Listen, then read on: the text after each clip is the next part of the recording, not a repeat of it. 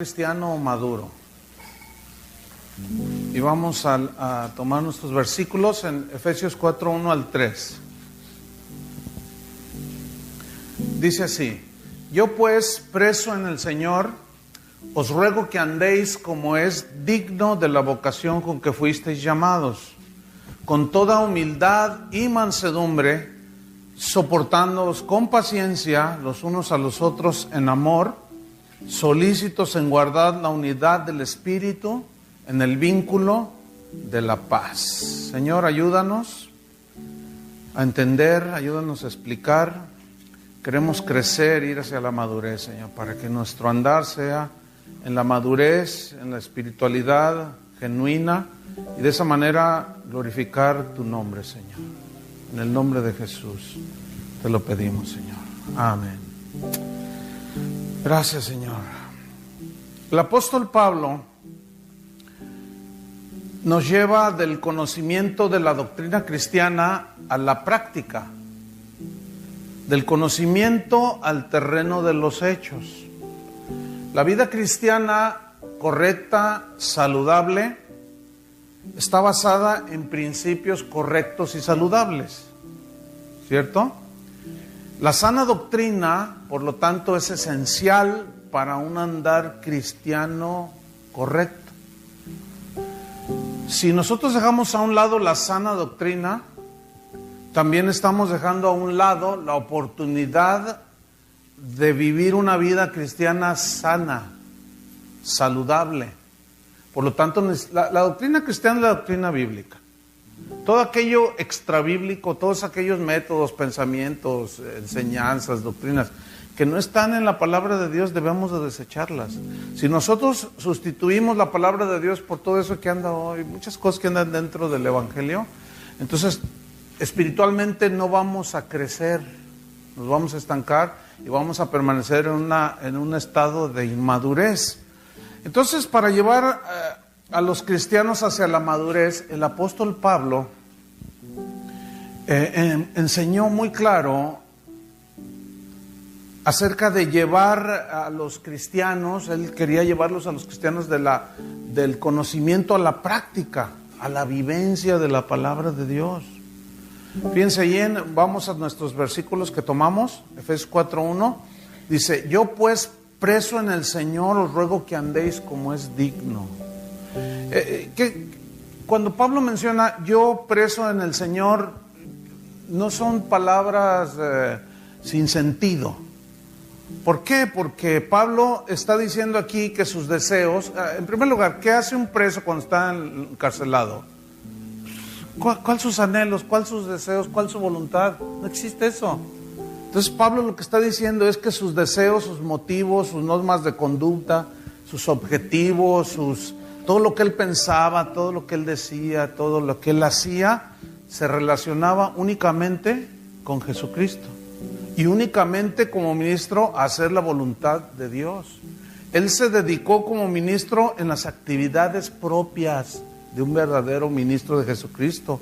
Pablo no tenía otro tema más que el Evangelio de Jesucristo. ¿Por qué? Porque era preso de Jesucristo. ¿Sí? Entonces él dice: yo como preso de Jesús, del Señor, os ruego que andéis. Fíjense el corazón del verdadero apóstol: os ruego. Es un ruego, es como un deseo profundo que tenía Pablo. No era una imposición, no era un autoritarismo. Pablo decía que la autoridad que le había sido dada era para edificación, no para destrucción, que es lo que se usa hoy. La autoridad supuesta es para destruir, pero Pablo decía que era para edificar. Entonces él decía: yo les ruego que andéis. Aquí el verbo andar es el mismo que estudiamos en la enseñanza pasada, en la mañana. Significa andar alrededor de lo que tiene que ver con nosotros los cristianos, con la conducta cristiana cotidiana.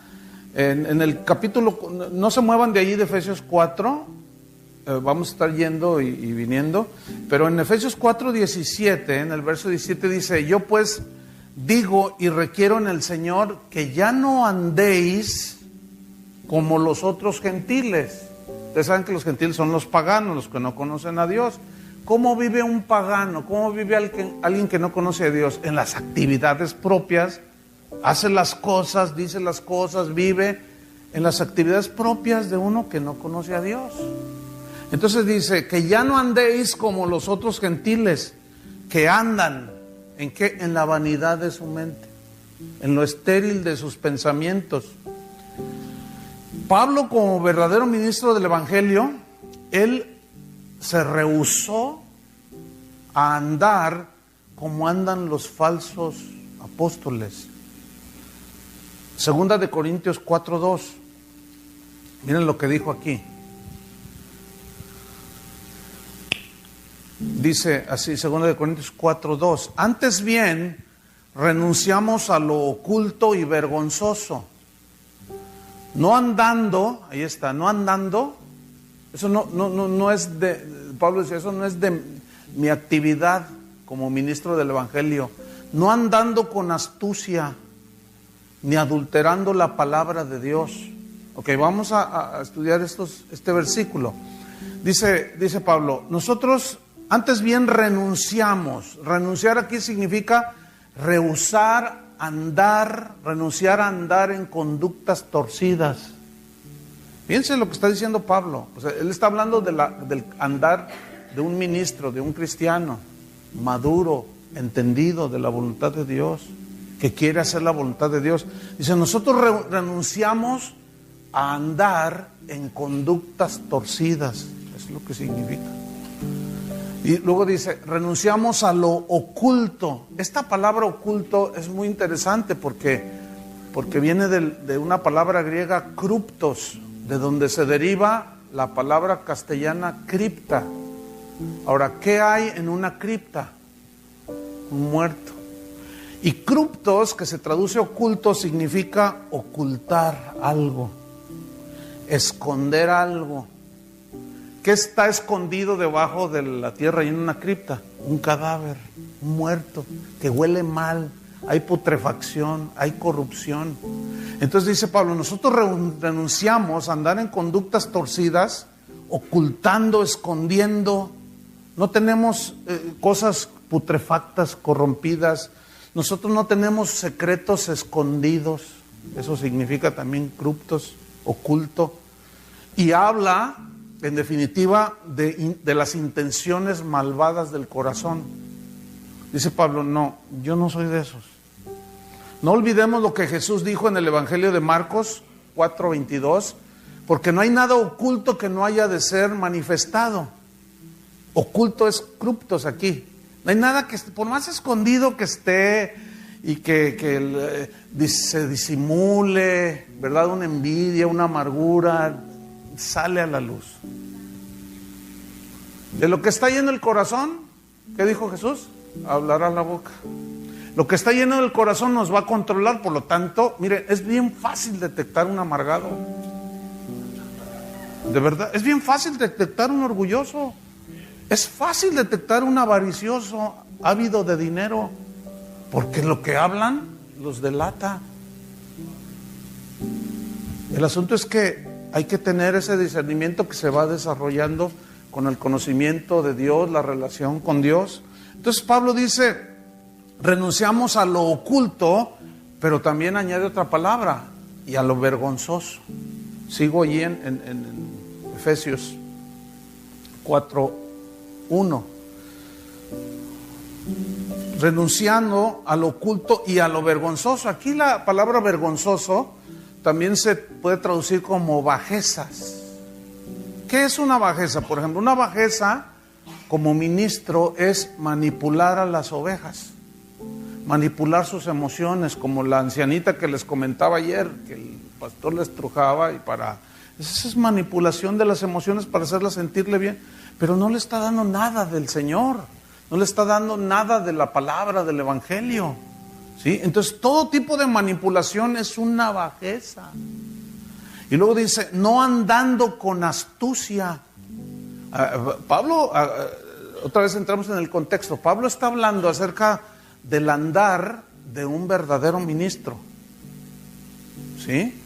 que camina en la madurez, entendiendo la voluntad de Dios, sabiendo cuál es la voluntad de Dios y haciéndola. Y Él está hablando de una conducta recta, prudente, limpia, sincera. Por eso dice, no andando con astucia. La palabra astucia significa, habla de una habilidad para hacer lo malo.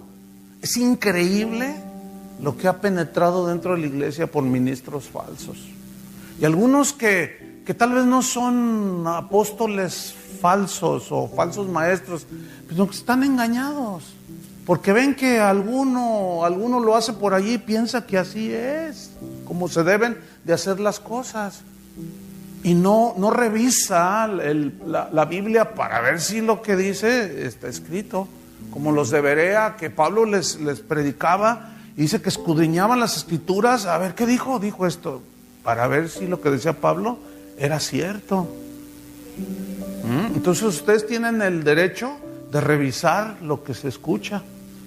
¿Verdad? El problema es que venimos de una cultura pues religiosa, católica, donde lo que decía el padrecito, eso era, no, el padre dijo. Entonces nos acercamos a alguna iglesia cristiana, decimos nos acercamos a Cristo, y el pastor dijo, o sea, lo mismo. Y hacemos, nada más lo trasladamos ahora al cristianismo protestante o evangélico, ¿sí? Oye, pero no, el pastor dijo. Bueno, sí, pero eso que dijo el pastor, ¿está en la Biblia? ¿Tiene fundamento bíblico? Pues Pablo dice, nosotros no andamos así. Nosotros renunciamos a lo oculto y a lo vergonzoso. No usamos de habilidad, de astucia para hacer lo malo.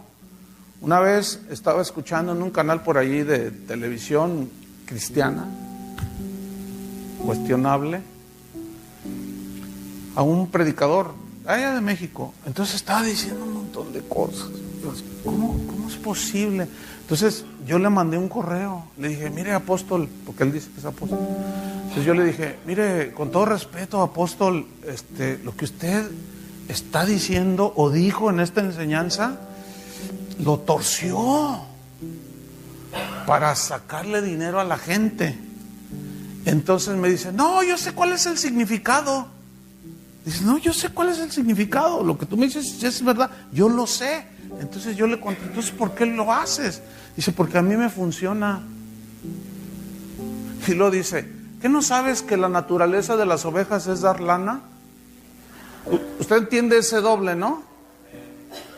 Porque hay algunos de salvadoreños, guatemaltecos, en México decimos lana, dinero. Entonces dice, la naturaleza de las ovejas es dar lana, entonces a las ovejas hay que trasquilarlas. Increíble, increíble. Entonces dice, renunciamos a lo oculto, a lo vergonzoso, no andando con astucia, ni adulterando la palabra de Dios.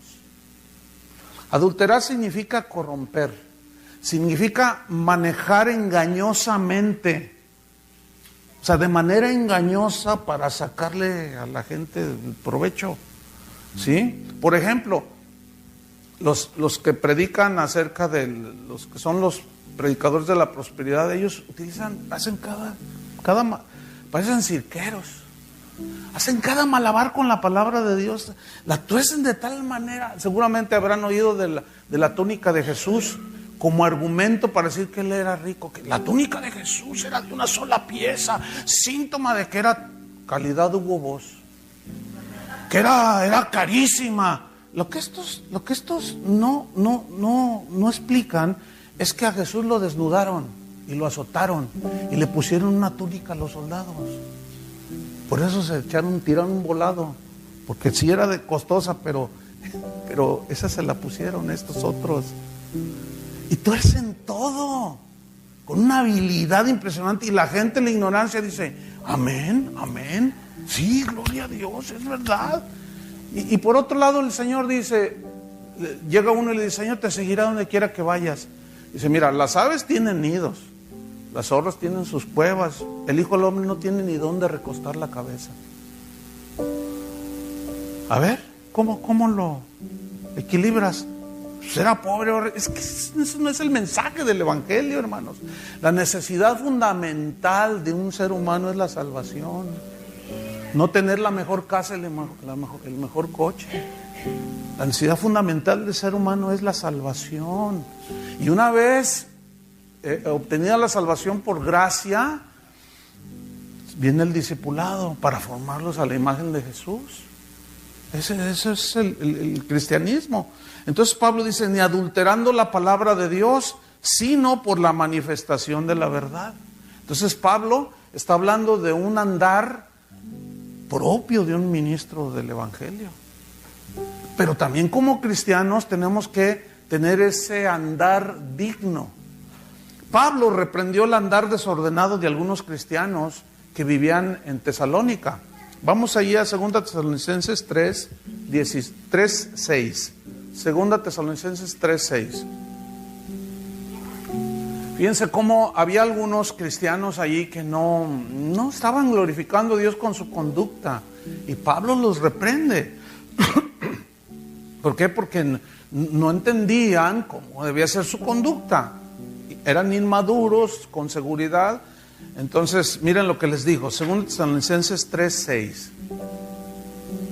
Dice así: pero os ruego, hermanos, pongan atención a esto, os ruego, hermanos, en el nombre de nuestro Señor Jesucristo, fíjense lo que dice, que os apartéis de todo hermano que ande desordenadamente, y no según la enseñanza que recibisteis de nosotros. Porque vosotros mismos sabéis, o sea, ya conocéis, ya tienen conocimiento de qué manera debéis imitarnos. Pues nosotros no anduvimos desordenadamente entre vosotros.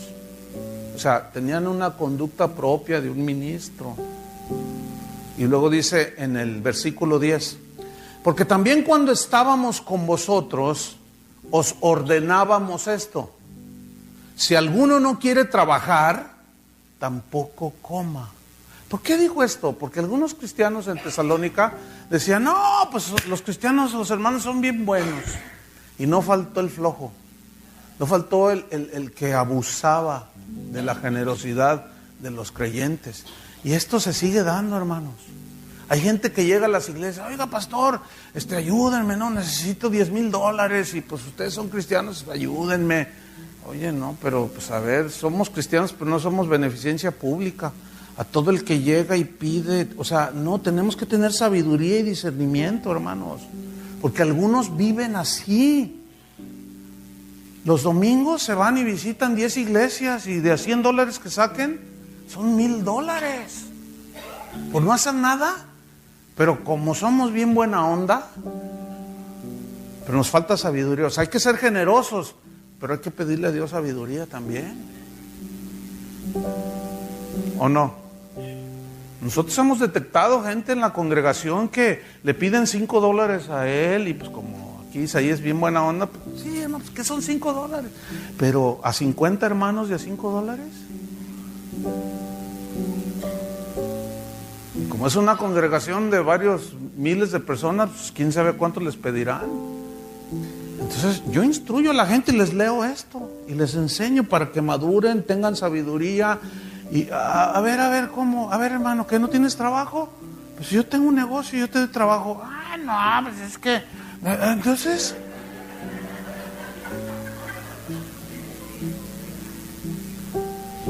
tengo hambre, ¿tienes hambre? Ok, mira, vamos aquí, hay un restaurancito allí cerca. Ya tenemos trato allí con el dueño. Le mandamos gente a veces que sí tiene hambre genuina, pero otros nomás andan viviendo a expensas de otros. Cómete todo lo que quieras, hasta donde revientes. No, mejor deme el dinero. No, espérame.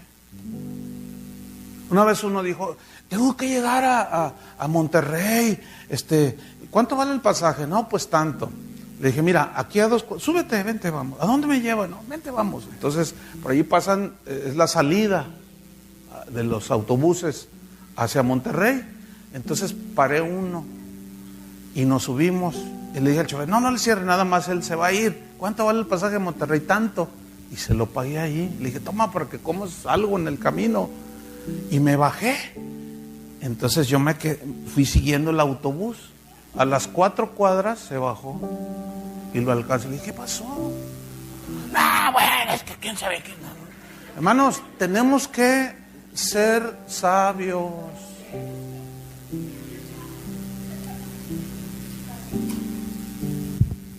Porque hay mucha gente que abusa de la... Y luego te quieren chantajear. No te dejes chantajear. Pues no, que muy cristiano. Tú dile, no, sí soy cristiano, pero también tengo que ver qué onda contigo. Entonces Pablo dice,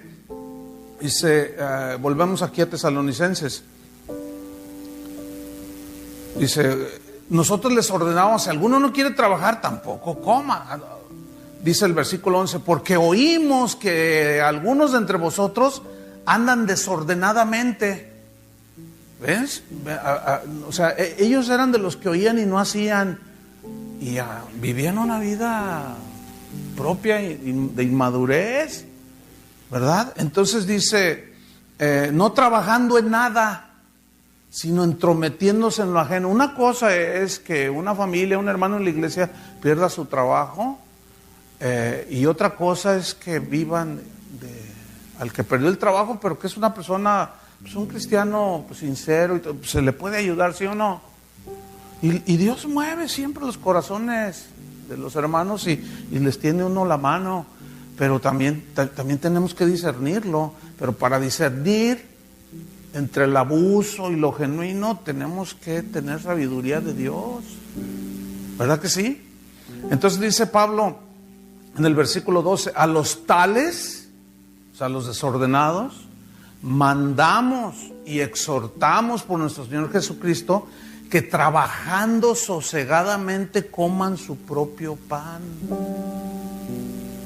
Entonces aquí Pablo está hablando de cómo hay muchas cosas que se dan dentro de la iglesia.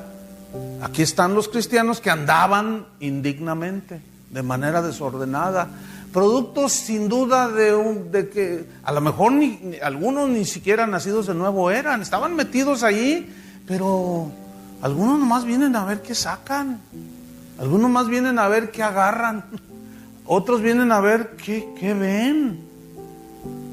Y entre todos esos, sin duda hay genuinos cristianos, pero también se meten encubiertamente falsos hermanos, ¿verdad? Entonces los pastores tenemos que velar por el rebaño, ¿verdad? Y enseñar la palabra, porque la única manera en que un cristiano se puede defender es conociendo la palabra de Dios, ¿verdad?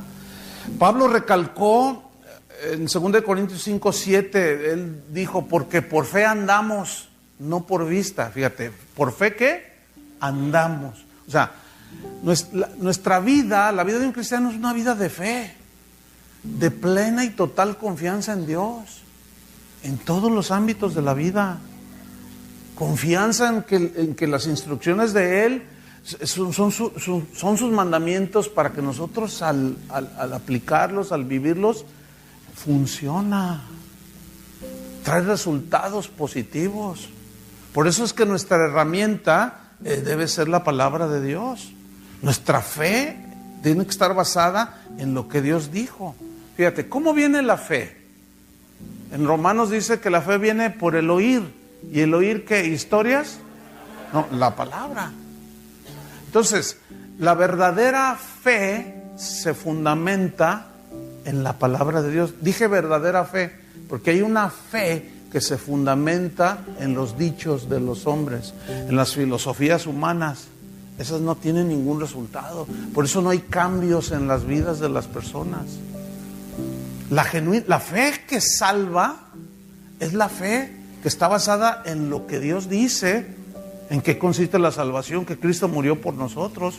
Pero ahora fíjense cómo se atrae a la gente hacia las iglesias. Vamos a hacer una campaña y venga a recibir su milagro. Así les dicen, venga a recibir su milagro. Curso de finanzas, quién sabe qué, y luego les enseñan toda su doctrina, y al final les dicen, ¿quién quiere recibir a Cristo? Pues todos. pero no hay arrepentimiento, no hay dolor por el pecado. Y no, pues si aceptas a Cristo te va a ir bien.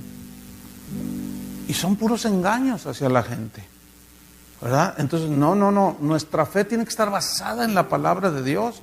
En 2 de Juan 1:4, ahí habla de, mira, dice 2 de Juan 1:4, dice: mucho me regocijé porque he hallado a algunos de tus hijos andando en la verdad. Cuando dice algunos, es que no todos andaban. Andaban algunos de tus hijos andando en la verdad conforme al mandamiento que recibimos del Padre.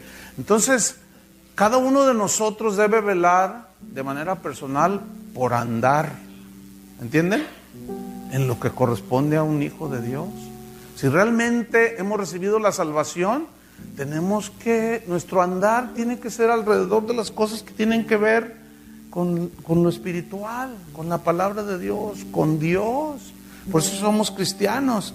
Volvamos a Efesios 4:1. Yo pues, preso en el Señor, os ruego que andéis como es digno de la vocación con que fuisteis llamados. Aquí la palabra que resalta, o que yo quiero resaltar, es la frase andar como es digno, como es digno. Ahora, la palabra digno aquí es muy interesante. Viene del griego axios, y axios significa, literalmente significa peso, pero alude a una balanza, ¿sí? Donde pesaban el trigo o el maíz o algún grano. Todos conocemos una balanza, ¿no? Aquí tenemos una mole de hierro de no sé qué, 5 libras, ¿verdad? Entonces lo ponemos en la balanza. ¿Y cómo se hace la balanza? Así, ¿cierto? Entonces comenzamos a poner el trigo o el maíz y comienza a nivelarse, y cuando está nivelada la balanza, significa que son 5 libras de maíz, y eso habla de un equilibrio. Tiene un peso equivalente en cada lado. Entonces aquí es donde viene o que nos da luz lo que Pablo está enseñando.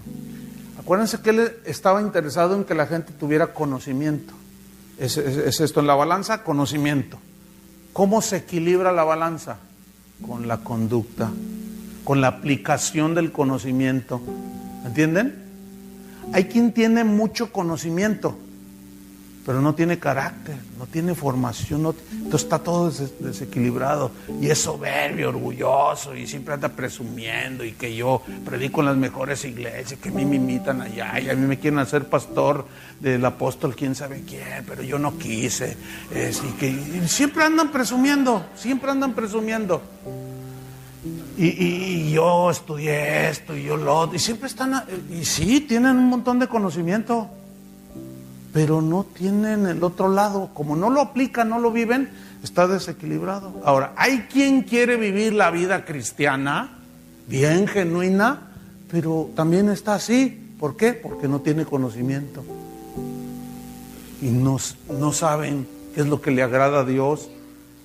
Y ahí es donde entra, hasta sería para una serie completa, ¿no?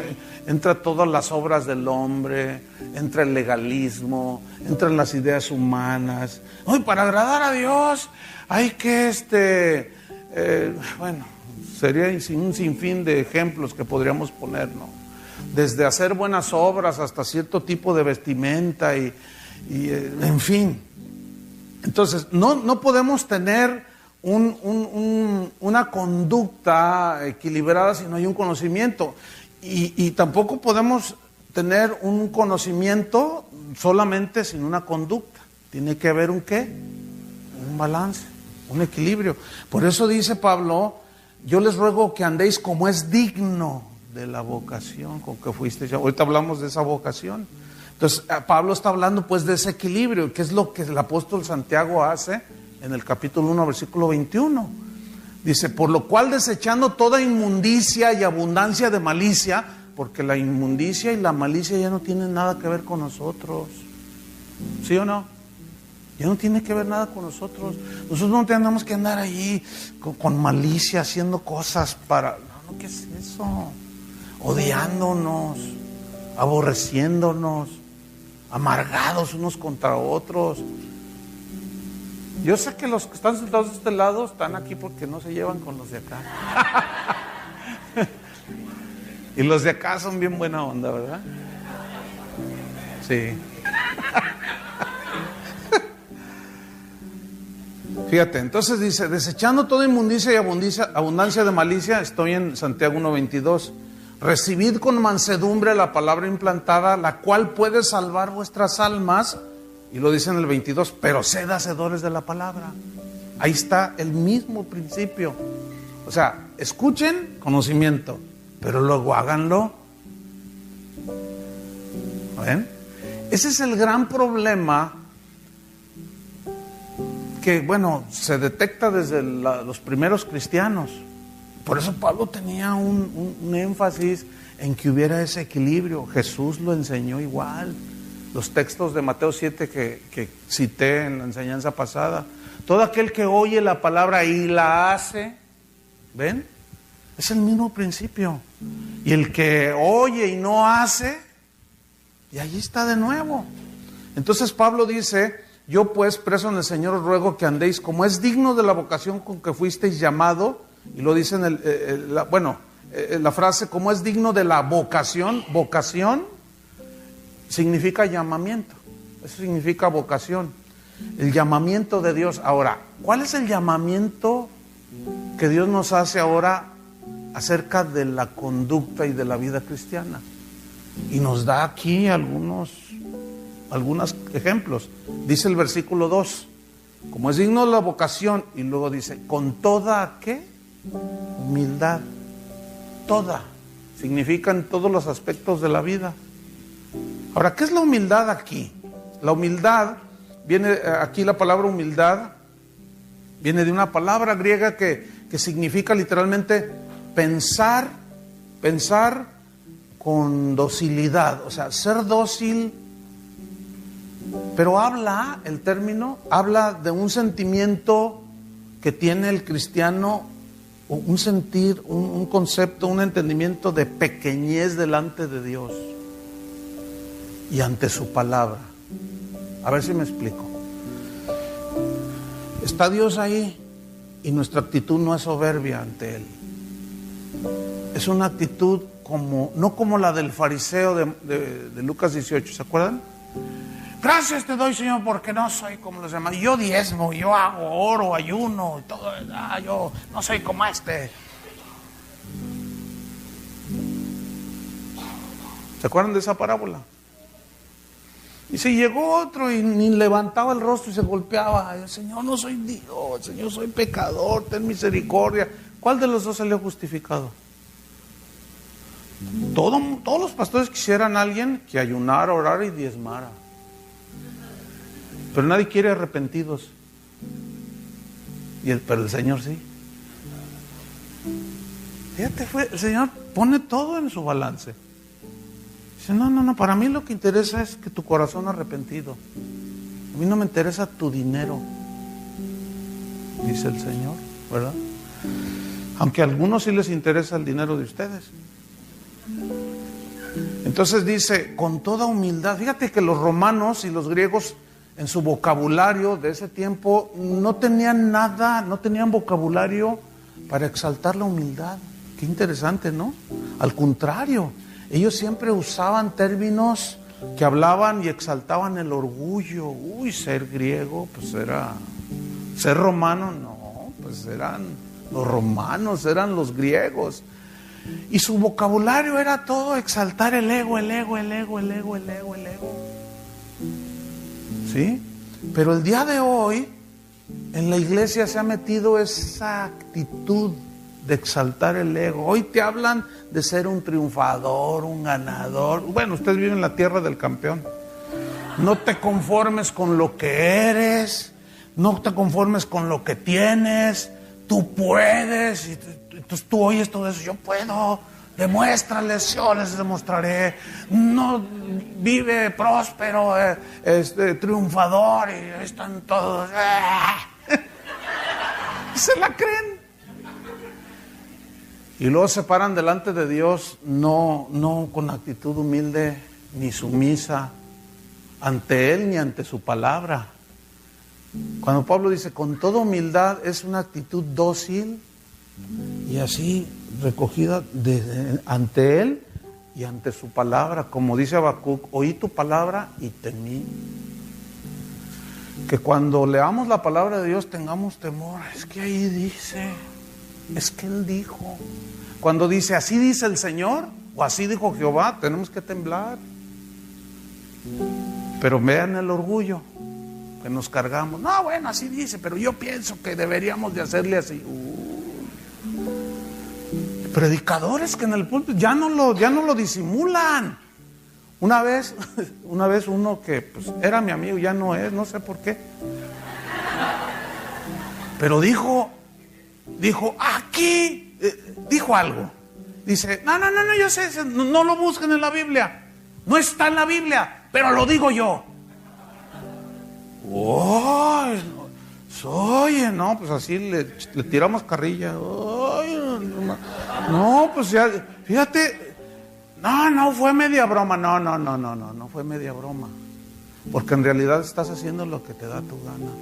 Bueno, no recibió la exhortación. Se la hicimos con humildad. Oye, no, es que mira, ¿cómo tú dices eso? Eso es una ofensa a Dios. No lo busquen, no está. Pero lo digo yo. Estás diciendo que tu palabra, lo que estás diciendo, vale más que lo que dice el Señor. Y los que están abajo, amén. ¿Cómo amén? Entonces vean cómo se está exaltando el ego. Eso no es propio de un cristiano. ¿O sí? Eso no es andar con humildad. Eso demuestra únicamente la inmadurez total, o aún peor, el no haber nacido de nuevo. Pero están metidos en las iglesias. Tremendo, ¿no? Entonces la humildad, hermanos, es un rasgo de madurez en la vida de un cristiano. Pero la humildad pues no es traer ropa así rota y tenis desgastados. No, es una actitud ante Dios, hermanos. Ante Dios y ante su palabra. Pero también ante los demás. Filipenses 2:5, versículos muy conocidos, pero es importante citarlos ahora. Filipenses 2:5 al 8. Aquí se plasma precisamente este principio. Pablo está diciendo, haya pues en vosotros, o sea, en los creyentes, ahí en los filipenses, pero también en nosotros, haya pues en vosotros este sentir que hubo también en Cristo Jesús. ¿A qué sentir se refiere? ¿A qué cosa interna que Jesús tenía? Vamos a leerlo. El cual, siendo en forma de Dios, no estimó el ser igual a Dios como cosa que aferrarse, sino que se despojó a sí mismo, tomando forma de siervo, hecho semejante a los hombres, y estando en la condición de hombre, ¿qué hizo? Se humilló a sí mismo, haciéndose obediente hasta la muerte y muerte de cruz. O sea, cuando se fraguó o se planeó el plan de la salvación, bueno, como en Dios hay en la Trinidad de Dios hay una unidad impresionante, no hay ninguna diferencia, hay una armonía indiscutible. Y no nos podemos imaginar allá en la eternidad el Padre diciéndole al Hijo, es necesario que tú mueras como el Cordero. No, ¿y por qué yo? ¿Por qué no el Espíritu? Y el Espíritu diciendo, no, ¿y por qué yo? No existe eso en Dios, ¿entienden? Dios hay una unidad impresionante que nos debe de impactar. Por eso es que el deseo de Dios es ser formados a su imagen. Por eso habla de guardar la unidad, de soportarnos y tener mansedumbre y paciencia los unos a los otros. Es tremendo. Entonces, aquí dice que él, estando en la condición de hombre, no estimó el ser igual a Dios, tener los mismos atributos divinos, o sea, no, sino que en el plan de Dios, el Cordero, Jesús, se sometió y vino a morir por nosotros. Ahora, ¿recuerdan que tuvo una lucha en Getsemaní? Dice que sudaba, era tanta la presión, allí se estaba definiendo la historia, el futuro de todos nosotros los que hemos creído. Cuando pensamos, cuando yo pienso en esos momentos, siempre me conmueve. Es más, casi diario los pienso. Y le doy gracias a Dios por la salvación. Porque Él estaba allí, dice que la presión era tal que sudó gotas de sangre. Es un fenómeno que se da por la presión. Entonces Él dijo: Padre, si es posible, pasa de mí esta copa. Estaba luchando. Pero finalmente Él dice: pero no se haga mi voluntad, sino la tuya. Yo he venido para hacer tu voluntad. Ahora, si Jesús se sometió, siendo igual a Dios, a la voluntad del Padre, Él no espera menos de nosotros, hermano. ¿Me entiendes? Por eso es que todos nuestros deseos, nuestros sueños y anhelos pasan a segundo término.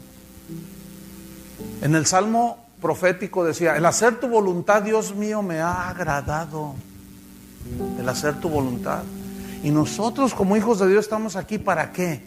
Para hacer su voluntad y no la nuestra. A veces hacer la voluntad de Dios es muy agradable y sientes bien bonito, pero acuérdense que no andamos por sentimientos ni por emociones, porque la palabra de Dios a veces es dulce, pero a veces es amarga. A Ezequiel le dijo: come este rollo, o sea, su palabra, y si me fue amargo.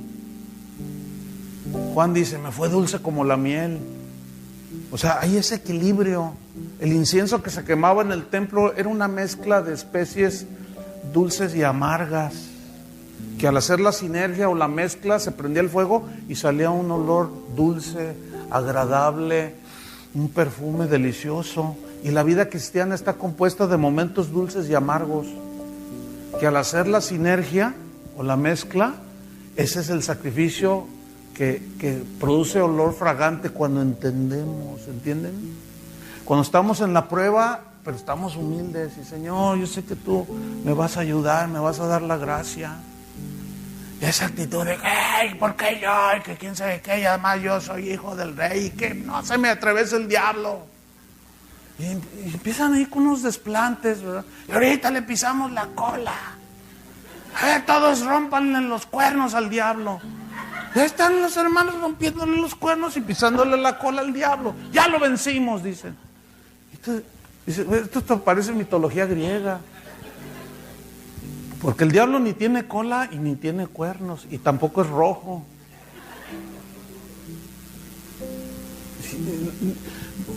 A Pablo le decía a Timoteo: olvídate de eso, aléjate de las fábulas y de los mitos. No, la iglesia está llena de fábulas y de mitos Entonces Jesús tenía esa actitud. Y dice Pablo: haya en vosotros el mismo sentir. O sea, sometimiento a Dios. Eso significa andar con toda humildad. Pedro lo entendió y lo enseñó también en 1 Pedro 5:5. Él está instruyendo, fíjate, y dice: igualmente jóvenes, 1 Pedro 5:5, igualmente jóvenes, estad sujetos a los ancianos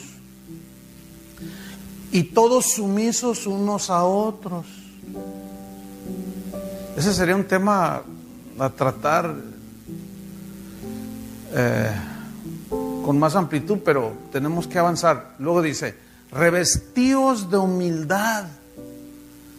Para recibir la exhortación de alguien tenemos que tener una actitud humilde, ¿no? Para aceptar nuestros errores tenemos que tener una actitud humilde, ¿sí o no? Para recibir una enseñanza de alguien tenemos que tener una actitud humilde. Entonces dice: revestidos de humildad, porque Dios resiste a los soberbios y le da gracia a los humildes. Gracia es el favor, es la capacidad para enfrentar las pruebas de la vida. Es como cuando le dijo a Pablo: bástate mi gracia. O sea, mi gracia te va a ayudar a aguantar la prueba. Pero él tenía un espíritu humilde. He rogado 3 veces que lo quite de mí, pero me dijo, bástate mi gracia. Pues me basta su gracia. Ya entendí que cuando soy débil y no confío en mí, entonces soy fuerte. Pues aquí está el aguijón.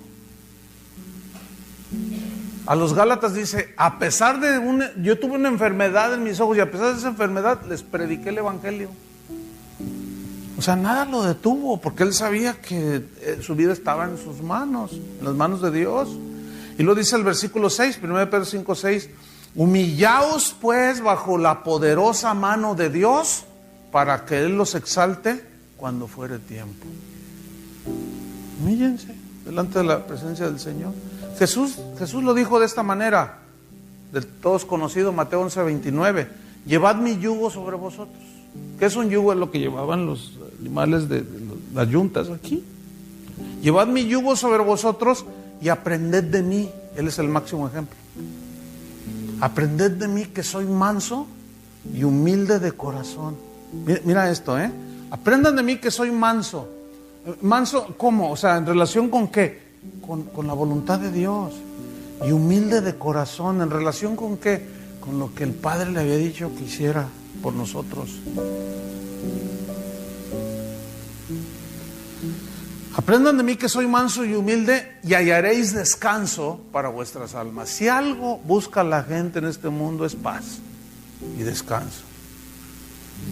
Pues así lo encontramos. Mira, crezcamos en el Señor.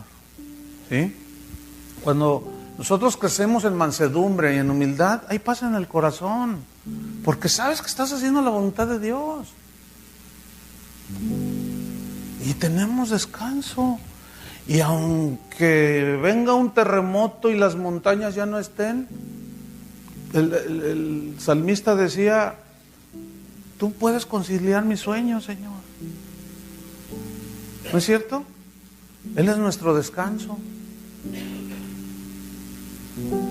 Entonces Cristo fue humilde y obediente a la voluntad del Padre, al plan de la salvación, se sometió. Entonces la humildad no tiene nada que ver con la pobreza material, sino con la condición interna del corazón. ¿Cómo le hacen los jugadores cuando meten un gol? Así el corazón, háganle todo eso. ¿Cómo le hacen? No, yo no puedo. ¿No han visto? Así como que le dicen a su esposa, ahora te dedico el gol, y le hacen el corazón. ¿Quién sabe cómo le hacen? No puedo. ¿Será porque no meto goles? Entonces, obviamente, lo contrario de la humildad, pues es el orgullo, ¿cierto? ¿Se acuerdan de Isaías 14, 12? ¿Cómo caíste del cielo, oh lucero, hijo de la mañana? Dice, cortado fuiste por tierra tú que debilitabas a las naciones, tú que deseas en tu corazón. Se hace una alusión al ángel Luzbel, ¿verdad? Tú que deseas en tu corazón, noten esto, tú que deseas que a ti mismo, en tu corazón. ¿Qué decía el fariseo? Dice, oraba consigo mismo. O sea, a ti mismo. Cuando tú, fíjate, a veces está ese asunto. Ah, mira, Dios me está usando porque pues, yo no fui tan malo que párale ahí. No, Dios me está usando porque yo oro más que aquel. Cálmate, fariseo. Dios me usa con mucha unción y poder porque yo ayuno. Dios me bendijo y me dio esta casa porque yo sí di. No, porque entonces ya nos estamos jactando de lo que hacemos. Y todo es por gracia. Pablo decía, yo soy lo que soy. Yo he trabajado más que todos vosotros, pero no yo, sino la gracia de Dios conmigo. Todo lo recibimos por gracia. ¿Qué decía el grande mandamiento? ¿Amarás al Señor tu Dios? Porque luego decimos, no, es que yo soy bien inteligente, es que yo estudié en Harvard, es que yo soy bien, no, soy bien picudo, no, yo soy bien inteligente, no, yo me las gasto bien, es que yo estudié acá, leí allá. Y empezamos a decir que nosotros, bueno, pero si analizamos y ponemos el equilibrio, ¿qué dice el grande mandamiento? ¿Amarás al Señor tu Dios con qué? ¿Con toda tu mente? Ahí están tus pensamientos. ¿Quién te dio la mente y la capacidad de pensar? Dios. ¿Con todas tus fuerzas? ¿Quién te dio las fuerzas? ¿Con todo tu ser? ¿Quién te dio? Dios. Entonces todo es de Dios. Y las gracias sean dadas a Dios. Y el reconocimiento y la gloria es para ¿quién? para Dios. Como un pastor hace no mucho allá en México dijo, les estaba regañando a su gente allí porque no daban. Dice, no, ya me voy porque ustedes son mezquinos, dice, y si me voy Dios se va conmigo. Y yo les dije, ay, sí, todos se pusieron, ay, no se vaya, váyase, porque usted no tiene a Dios. Y deje que venga uno que tenga a Dios y pastorea las ovejas de Dios.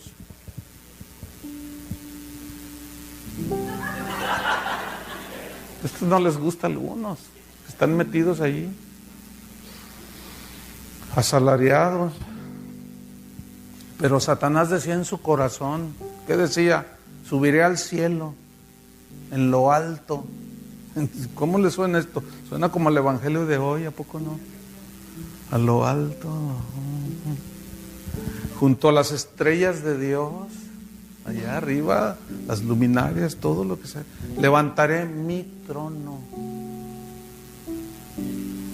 Y en el monte del testimonio me sentaré, sobre las alturas de las nubes subiré y seré semejante al Altísimo. ¿Han oído algunos que andan por ahí diciendo, nosotros somos dioses? ¿Sí los han oído?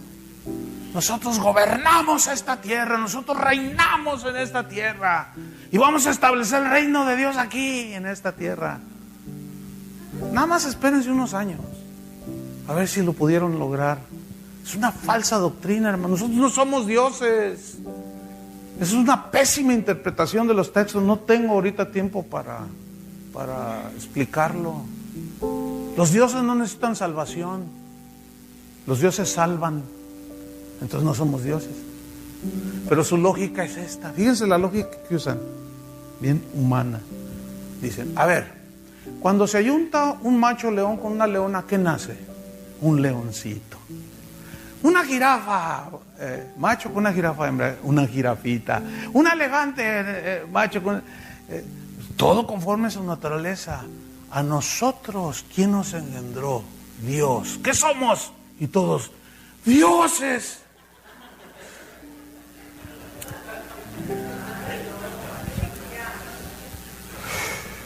Increíble, increíble. Increíble.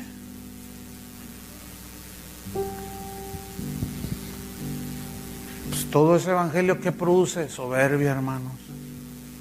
Autosuficiencia. Yo declaro, yo decreto. A ver, espérame. Y Dios, no, yo declaro porque yo tengo la autoridad. Y yo establezco. Y yo declaro, y yo ordeno. ¿Y dónde está Dios ahí? Es que Dios me dio la autoridad. O sea, en otras palabras, yo estoy ahora en lugar de Dios. Lo que yo digo se hace. Fíjate nomás. Y todo es producto de esa doctrina. Pero se palpa inmediatamente la soberbia y el orgullo. ¿Sí o no? Y luego los ignorantes hermanos que están ahí sentados creen que así es. Y quieren ser ministros y los reproducen. Y los hacen 2 veces más hijos del infierno que esos. No, el asunto es complicado, hermanos. ¿Por qué? Porque nos alejamos de la palabra de Dios y nos vamos por otras cosas. Por eso Jesús les dijo a sus discípulos, bienaventurados los pobres en espíritu, porque de ellos es el reino de los cielos. ¿Qué son los pobres en el espíritu? Los que reconocen su necesidad de Dios, su insuficiencia. Oye, Chuy, ¿tú te pones nervioso cuando predicas? Me pongo nervioso. El día que confíe en lo que yo sé o estudies, hasta allí llegué.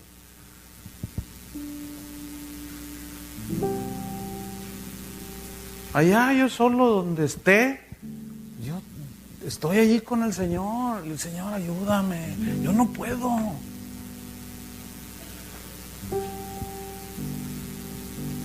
Pero ¿qué es lo que nos lleva a ese punto? Pues el reconocerlo a Él y la palabra. ¿Entienden? Y cuando el Señor dice ve, pues ve. Cuando el Señor te dice, cállate, cállate.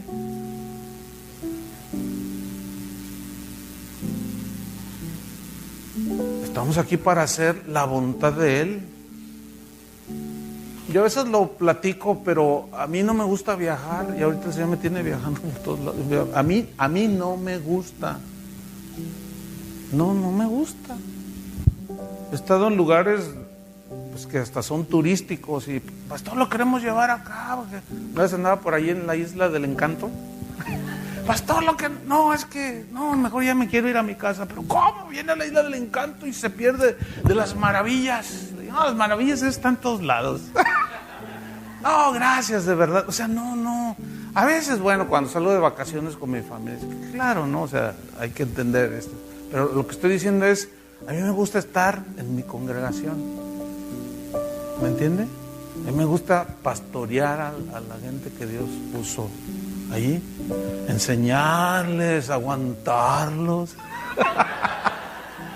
Porque las ovejas a veces parecen abejas.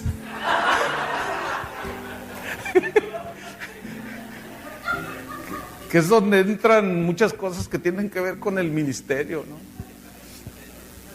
No, de veras, como aquel hombre que iba en el campo y pues miraba así la naturaleza muy bonita y pues las abejitas producen miel, ¿no es cierto? Son pues insectos benéficos. ¿A quién no le gusta la miel? Entonces, bueno, el hombre gustoso de la miel, como cualquiera, iba caminando en el campo y vio una abejita que iba volando y se paró así como en un charquito de agua, pero algo pasó y se empezó a ahogar.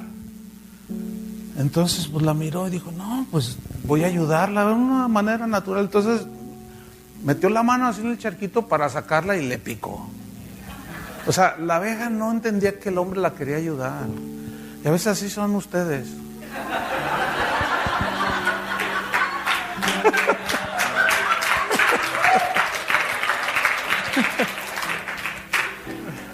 Bueno, allá las ovejas allá de Guadalajara, 30 años allí, imagínense, ya entienden, ¿no? O sea, aguantan la vara porque saben. Pero muchos no, aún así, hay algunos que no. Uno los quiere ayudar y te pican. Entonces uno tiene que aguantar el...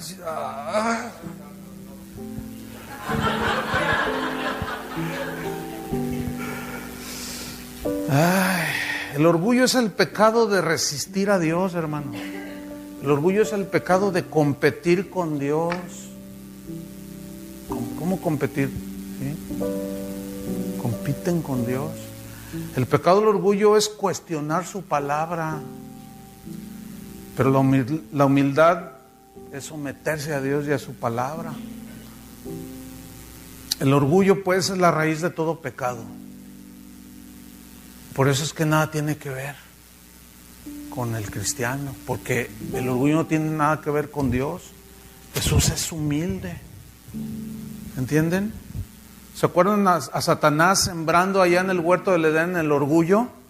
No, lo que pasa es que sabe Dios que si tú comes seréis igual a Dios. Fíjate, y le tocó eso. Y fíjate, en el mundo como es, siempre apelan al orgullo, siempre.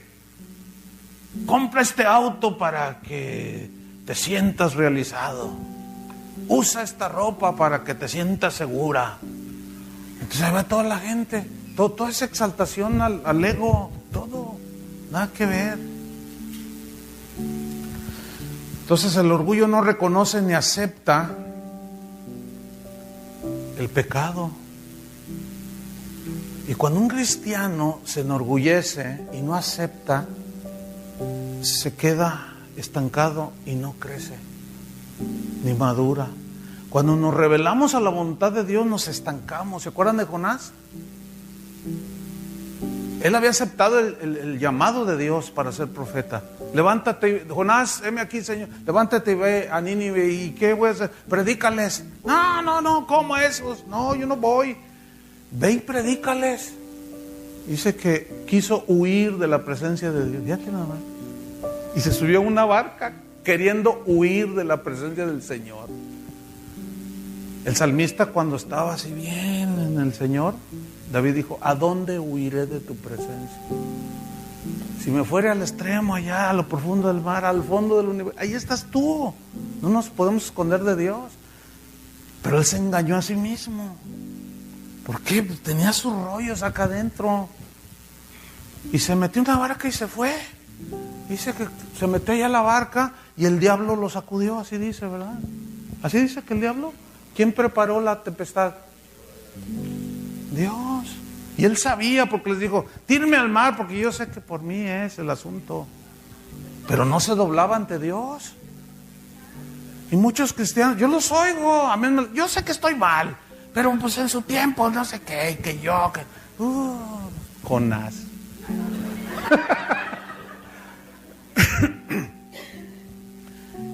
Y estos no le creyeron, ¿cómo le vamos a echar al mar? Pero cuando ya la cosa se puso peor, dijeron, no, pues por si las dudas, y lo tiraron, y se aquietó, ¿se acuerdan? Y lo dice, pero Jehová tenía preparado un gran pez que tragase a Jonás. ¿Quién preparó el pez? ¿Qué diría un cristiano de hoy? Que fue el diablo. Todavía no conocen al Dios soberano. Todavía no conocen al que hace las cosas como Él quiere. Todavía no conocen al que no le pide consejo a nadie, ni parecer. Y le atribuyen al otro todo. Porque la razón es orgullo. Pero cuando él recapacita y finalmente se dobla, dice, cumpliré mis votos, yo le prometí al Señor, y se humilla, y el Señor ordena al pez que vomite a Jonás, y sale ahí Jonás. Ay, Señor, Jonás, séme aquí en lo que tú digas. Ve, levántate, ve a Nínive. Levántate y ve a Nínive. ¿Sabe? Fíjate, es que aquí está la enseñanza. El orgullo nos estanca, no nos permite crecer ni madurar. Tú puedes durar 1 año, 2, 5 años, pero fue tiempo perdido. ¿Por qué? Porque cuando ya te humilles, que es finalmente lo importante, pero ¿qué con ese año, esos 2 años, 3, 4, 5? Dios te va a regresar a donde te quedaste. Así como a Jonás. ¿No entendieron? ¿Quién no ha vivido una cosa así? Pero el corazón humilde reconoce. David tardó 1 año en arrepentirse después de su adulterio. 1 año, según los estudiosos. Hasta que llegó aquel profeta y le contó la historia de la abejita aquella del Señor que tenía muchas y le quitó la... Entonces ahí surge el David justo. No, es injusto eso. Él quiso que muera. Eres tú. Y en eso, Salmo 51, y se arrepiente. Pero tardó 1 año. Y las consecuencias tuvo que enfrentarlas. Dios perdona nuestros pecados, pero las consecuencias tenemos que enfrentarlas. Por eso es mejor humillarse y no resistir. Bueno, hasta ahorita yo nunca le he ganado una a Dios. ¿Algunos de ustedes sí? Nunca me he salido con la mía. Hay algunos que piensan que se van a salir con la suya. Y no, se están engañando. Entonces la humildad permite vernos tal y como somos. Por eso Pablo, mira, cuando les dice con toda humildad, bueno, los cristianos de aquel tiempo estaban más entendidos y tenían un contexto, un conocimiento del Antiguo Testamento, y inmediatamente, es como ahora, ¿no? Somos cristianos y escuchamos la palabra, sabemos. A mí me gusta escuchar predicadores. Yo puedo decir, yo entiendo algunas cosas, pero no lo sé todo. Y cuando estoy oyendo la palabra de boca de otros, el Señor me confronta, el Señor me habla y ¿por qué? Porque ese es el poder de la palabra, ¿entienden? Y nosotros vivimos es nuestro alimento, la palabra de Dios. Entonces la humildad permite vernos tal y como somos. ¿Se acuerdan de Isaías? Dice en el capítulo 6, cuando murió el rey Usías, vi yo al Señor sentado sobre un trono alto y sublime. O sea, tuvo una visión tremenda de la gloria de Dios. Dice que había serafines que tenían alas y volaban y cubrían sus rostros con sus alas y daban voces y decían: santo, santo. Y aquello era maravilloso. Y todo temblaba, dice, se estremecía. Entonces dije: ay de mí que soy muerto, porque siendo hombre inmundo de labios y habitando en medio de pueblo que tiene labios inmundos, han visto mis ojos al Rey, Jehová de los ejércitos. ¿Qué está diciendo Isaías ahí? Mi verdadera condición la pude ver cuando vi la gloria de Dios. Cuando realmente tenemos conciencia de la presencia de Dios, la verdad es que nuestra vida se transforma. ¿Por qué? Porque tenemos conciencia de que Él está allí mirándonos, está a nuestro lado, está dentro de nosotros. Ay, respiren hondo, nomás no se duerman. Qué tremendo, hermanos. Fíjate, reconocer la condición. Pero eso, ¿se acuerdan de Juan el Bautista? Es necesario que él crezca, pero que yo mengüe.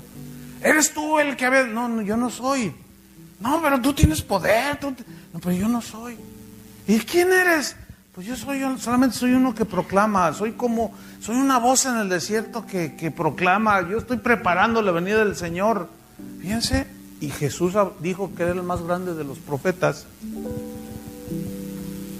Y nunca dijo: yo soy el mejor. No, hombre, ahora unos a otros se lisonjean. Y ahí está el apóstol lisonjeando al otro apóstol y le dice: tú eres el apóstol de la ciudad. Y el otro se la cree. Y luego ese mismo va a otra ciudad y le dice lo mismo. Y ahí están todos, el rato están todos peleados. ¿Por qué? Porque todos se creen los salvadores de Houston o de Guadalajara o de México. Y pura soberbia, hermanos. Pura soberbia. Sin embargo, Juan decía: es necesario que Él crezca, Él, y yo ¿qué? Mengüe. El que de arriba viene es sobre todos. El que es de la tierra es terrenal. O sea, yo soy terrenal y cosas terrenales habla. El que viene del cielo, o sea, refiriéndose a Jesús, es sobre todos. Pues ahí se ve en realidad la grandeza en la humildad de un verdadero ministro de Dios, Juan el Bautista. Y no traía Hugo Boss, ni traía el camello del año, ni comía chapulines. Bueno, vámonos sobre el final. Volvamos a Efesios. Con toda humildad y, ¿qué dice? Mansedumbre. Digan todos mansedumbre. Fíjate, todo esto tiene que ver con el carácter, ¿sí o no? Con la formación, o sea que vas creciendo hacia la madurez. Con toda humildad y mansedumbre. Aquí la palabra que se traduce por mansedumbre es una palabra que en el griego es protes o protés y significa, o se traduce, espíritu controlado. Fíjate, es bien interesante, mansedumbre, espíritu controlado. Este término, protes, que Pablo usa para hablar de la mansedumbre, es un término que se usaba para referirse a los animales domesticados, a los animales entrenados, como por ejemplo los caballos salvajes. Los caballos salvajes eran domesticados. ¿Cómo los domestican a los caballos salvajes? Pues primero los apresan y luego los jinetes entendidos, adiestrados, se montan en él y comienza el trabajo, ¿sí? Y por naturaleza el caballo salvaje pues brinca. Hay una historia que nos contó hace muchos años un maestro de la escuela bíblica. Se las voy a contar, tal vez lo han oído, pero viene al caso ahora. Había en la pradera por allí dos caballos, una manada de caballos salvajes, pero el líder se llamaba Pancho. Bueno, estamos alegorizando también, ¿no? Y había otro ahí que los secundaba y los seguía, y se llamaba Pepe. Espero no haya ningún Pepe aquí, o algún Pancho. Bueno, está bien. Entonces, bueno, cuenta esta historia que ellos pues vivían en la pradera, hacían lo que querían, iban a donde querían, corrían a donde les daba la gana, se dormían donde querían, todos eran libres. Pero cerca de allí había un rey que tenía una carroza muy bonita, pero era tirada por caballos. Y de cuando en cuando los súbditos del rey iban a apresar caballos para domesticarlos y arrastrar la carreta del rey. Y cuenta esta historieta que el Pancho miró el polvo a lo lejos y dijo: ahí vienen los súbditos del rey, escóndanse porque esos nos quieren atrapar, nos quieren hacer esclavos. Y el Pepe dijo: no, vamos a dejarnos, y pásale ahí todos la alerta, y ahí vienen, escóndanse todos. Entonces, y sí llegaron a apresarlos, pero no los encontraban porque estaban escondidos. Y así andaban cazándolos. Finalmente un día que cazan al Pepe, lo agarran. Entonces el Pancho, así medio ocultado en su idioma caballesco, le gritaba al Pepe: cuando se te suba el jinete, tíralo al piso, no permitas, no te doblegues, porque si tú te doblegas, te van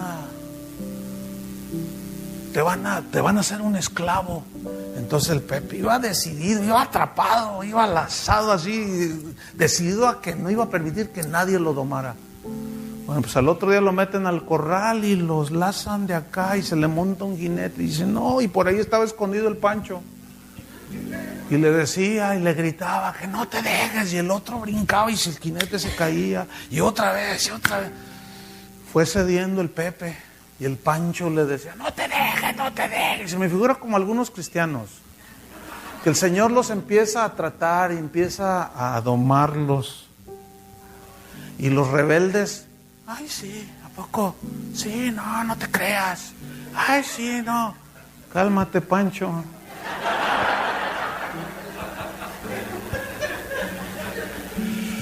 Porque miren el final de la historia, Finalmente, al paso de los días, fue cediendo el Pepe. Llegó el momento en que dejó de resistir y el jinete le puso un freno aquí y lo empezó a entrenar. Y le empezó a dar todas las direcciones y todo el freno a la derecha, izquierda, adelante. Y el Pepe dejó de resistir y se abandonó a la voluntad del jinete. Y el Pancho le decía: eres un cobarde, le decía de todo, pero el Pepe ya no decía nada. Y pasó el tiempo y llegó una sequía en esa región. Se puso feo y ahí andaban los caballos salvajes, los que hacen lo que les da la gana en las iglesias.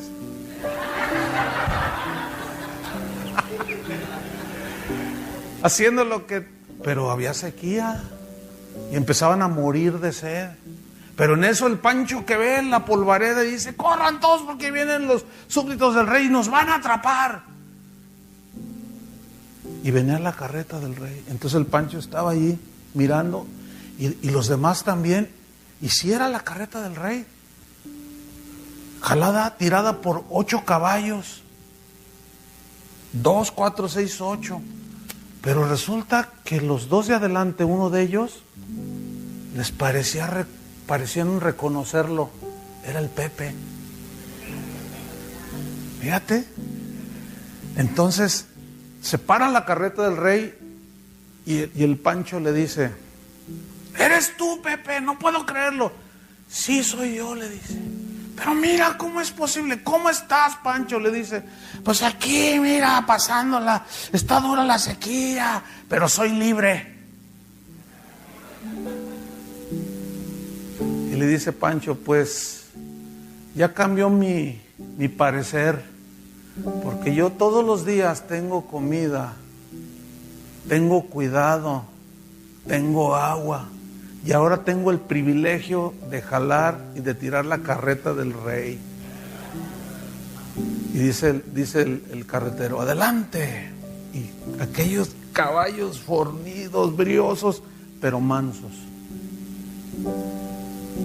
Alguien definió la mansedumbre como poder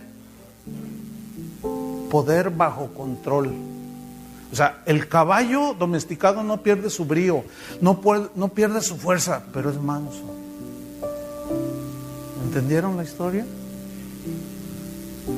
Con toda mansedumbre.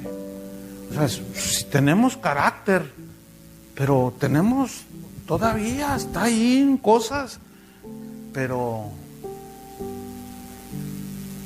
pues que mande el jinete, ¿no? Que mande el jinete y que él, cuando nos diga a la derecha, pues a la derecha, ¿no? Cuando dice párate, pues te paras. Y tendrás el privilegio de tirar la carreta del rey.